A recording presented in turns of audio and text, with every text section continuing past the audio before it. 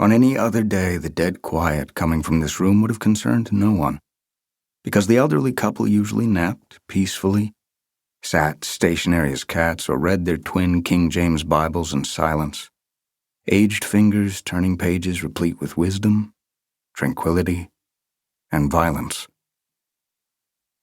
The latter was on embellished display, for the man was sprawled on the floor on his back, while the woman was draped across a finely upholstered chair. Life had been rent from them with a grim certainty of purpose. They were not remarkable in any way that mattered to most. What was memorable was the grand upheaval that would define and qualify the full measure of their deaths. It would fuel a calamitous surge of energy, like that of a sawed-off shotgun randomly discharged into an unsuspecting crowd.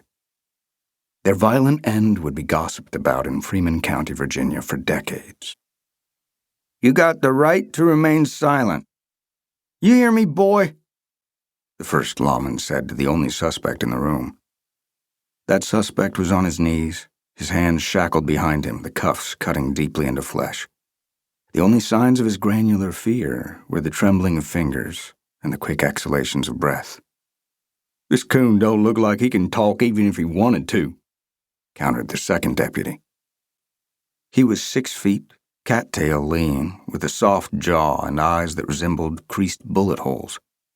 A policeman's hat was tipped far back on his head. The debilitating humidity, wicked off the nearby McHenry River, spread everywhere, like mustard gas weaving through the war trenches. The sweat dripped off the deputies' faces, darkened their starched shirts, and, like gnats flitting around nostrils and eyes, added annoyance to their rage. The first deputy continued to read off the little white card he'd drawn from his pocket.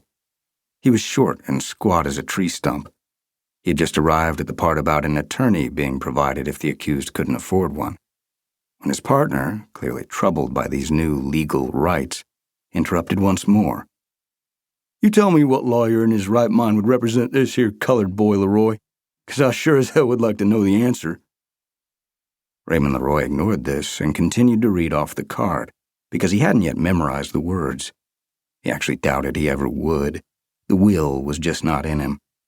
He had no idea who this Miranda fellow was, but Leroy knew that the legalese upon the paper was designed to help those people who had committed crimes, usually against white folks, and that transformed every word, which he was compelled to read by the decision of 9 robed men hundreds of miles away, into bleach on his tongue. "You understand what I just read to you?" said Leroy. "I apparently got to hear your answer according to those sons of bitches in Washington, D.C. His partner gripped the butt of his holstered .38 Smith & Wesson. "Why don't you just take off them iron cufflinks and tell him to run for it? Save the good folks of this fine county paying for his trip down to Richmond in the chair." "They ain't doing executions no more, Gene. Say it's cruel and unusual." Gene Taliaferro bristled. "And what the hell has he just done to them, Leroy?" In one corner, an overturned table had upset the items that had long rested upon it, chiefly a photograph taken over 50 years ago of the couple in their courting days. He with his slouch hat in hand, along with a pair of brooding eyes, she with a bonnet resting on her small, delicate head, the hair parted in the middle, making her resemble a child.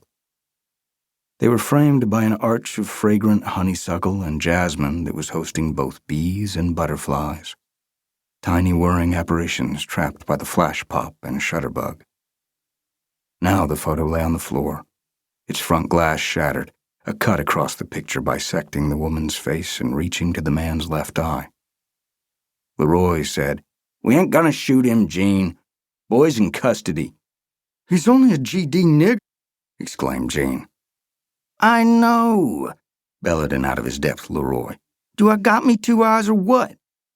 "Well then," demanded Gene. "Ain't be the first time we done it." "Well, it's not like that no more, is it?" countered a disappointed Leroy.